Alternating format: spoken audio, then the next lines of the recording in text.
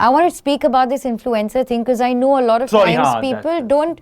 It's also kind of mocked at to a great extent. Ye to influencer hai. She's an influencer. So what do you really do? And you're like, influencer. But it's a full-time job. Yeah, but it's a word. I'll tell you what, genuinely, and I hate myself for repeating this, but I've just had 2 fucking fantastic guests back to back. There is a big difference between being according to me, right? This is not set in stone. Being a creator and an influencer. And according to me, the difference is what we discussed about right now, right? You create content, but based on that content, you have influenced the lives of hundreds of people. So you and hopefully positively at large. Not even if it's negatively. I'm saying, chal, 98%, 2% to le lo, kisi ka, sabka acha nahi rahega.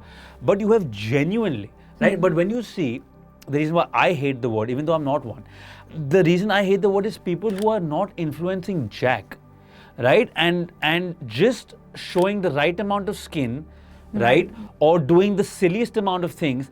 I'm not influenced by you. Yeah, I'll click on your page and, oh fuck, that's a hot cooks.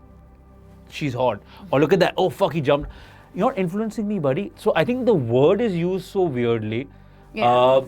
And when did you feel that, chal, this is the point where I've gone from just a creator to a So of course, I didn't have this particular distinction in my mind. It was just that I always thought, yes, that the word influencer is now almost used as an insult, not as a... That's true, yeah. Not even as a descriptor. It's used as an insult. Yes, with a raised brow. And so a lot of us also are like, I'm a creator. But that distinction was only because we thought now we don't associate with this word only. It's become such a negative connotation around it. But who started with making it a negative?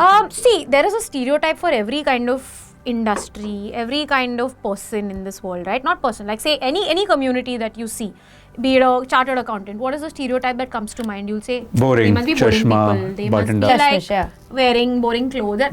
So stereotypes exist, and I believe maybe they come from watching a collective pattern that you see. And with influencers, unfortunately, the associations are largely must be a diva, is a freeloader.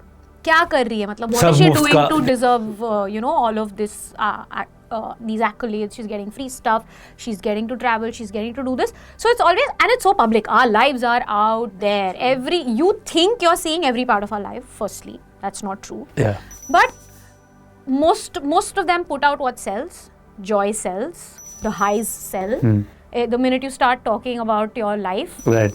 Either you're seen as someone who's crying for attention, or who records themselves crying. Sure, you're only seeing largely the happy parts, because the minute someone starts sharing too much of the reality, which is the sad stuff also, either you're called out for seeking attention, or you're called out for being like, Arey, I follow you to escape my life. Yeah. I don't want to come now and see your sob story. Right. So there's this pressure of finding that fine line between oversharing, between being too toxic positive, between being too out there. Like, Arey, why are you telling me about your breakup? Why are you telling me about your PTSD? Why are you telling me about your postnatal depression? I don't care. These lines are very hard to navigate. Some of us get it right, but nobody gets it right 10 on 10. I can actually say that it's impossible. It's impossible to please everyone. But it's so public that you're called out. And so now everyone's bracketed under this one word of influencer. Right. And I know fellow creators, I've also been there. The minute something is said negatively about influencers, you put yourself in that bracket because you are an influencer. And then your day goes to shit. I feel bad that you have to even think twice before saying, calling yourself that. I'm sorry. But I think what I have learned, and I think I've learned it fabulously well, is I am not in that bracket. Why? Because like you said, I have stuff to show that I have built something authentic and with integrity and credibility, because it's there for me to see in my comments, in my DMs, in the response from my audiences, that they will call me out if I'm crossing the line.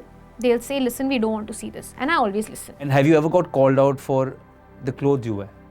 Because that's another fucking shit show that I... Yes, I feel like a lot of my creator friends go through it. I don't get called out too much because, again, fortunately, I fit the mold. I am not a big girl. I'm a petite girl. So what I wear does not come across as... Can I also tell you, I think in your pictures and your videos, I think... You look fabulous. I mean that... But see, that's because I fit a stereotype. But I think it's because you own it.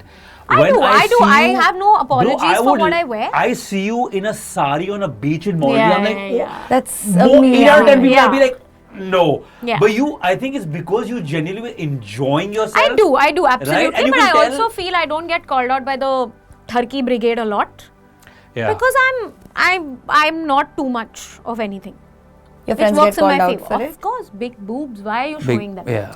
I mean, what if you can't fucking... A big boobed girl in a bikini versus me in a bikini, that person is going to look more scandalous. And that person will get more like, oh, you're using your boobs. That's why you're wearing the bikini. Yeah, dude.